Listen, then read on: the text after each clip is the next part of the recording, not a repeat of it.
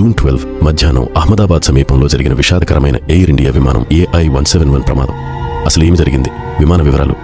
Boeing 787-8 dream liner June 12న స్థానిక సమయం ప్రకారం 13:38 అహ్మదాబాద్లోని సర్దార్ వల్లభాయ్ పటేల్ అంతర్జాతీయ విమానాశ్రయం నుండి బయలుదేరింది. ప్రయాణికులు అండ్ సిబ్బంది. విమానంలో 242 మంది వ్యక్తులు, 169 మంది భారతీయులు, 53 మంది బ్రిటిష్ వారు, 7 మంది పోర్చుగీస్ వారు, 1 కెనడియన్ మరియు 12 మంది సిబ్బంది. క్రాష్. మేడే కాల్ జారీ చేసిన తర్వాత విమానం టేకాఫ్ అయిన 5 నిమిషాల తర్వాత దాదాపు 625 అడుగుల ఎత్తులో మేఘనీనగర్ నివాస ప్రాంతంలోని వైద్య విద్యార్థుల హాస్టల్లో కూలిపోయింది. మరణాలు. ప్రాథమిక నివేదికలు కనీసం 204 మృతదేహాలను వెలికి తీసినట్లు సూచిస్తున్నాయి. అయితే ఆ సంఖ్య ఇంకా పెరుగుతోంది. తుది సంఖ్య ఎక్కువగా ఉండవచ్చు. నేలపై విధ్వంసం. హాస్టల్ భవనంపై జరిగిన ఈ ప్రమాదం విషాదకరంగా విమానంలో మరియు నేలపై మరణాలకు, గాయాలకు దారితీసింది. ప్రాణాలతో బయటపడిన వారి స్థితి బతికే అవకాశాలు తక్కువ అని మరియు ప్రాణాలతో బయటపడిన వారు ఎవరూ లేరని అధికారులు తెలిపారు. ప్రపంచ నాయకులు.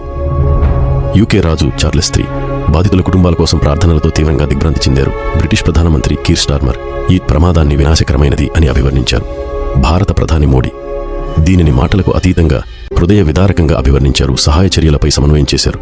ఇతర అంతర్జాతీయ సంతాప ప్రకటిస్తున్నారు.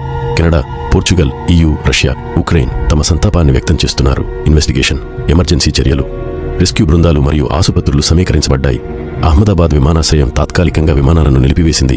అధికారిక దర్యాప్తు. భారతదేశం, AIB మరియు DGCA పూర్తి దర్యాప్తును ప్రారంభించాయి. బోయింగ్ నుండి సాంకేతిక బృందాలు పాల్గొన్నాయి.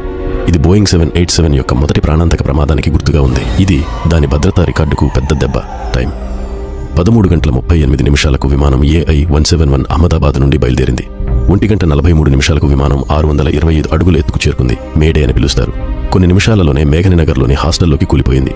మధ్యాహ్నం సాయంత్రం రెస్క్యూ అండ్ రికవరీ పురోగతిలో ఉంది. ప్రాణ నష్టం పెరుగుతోంది.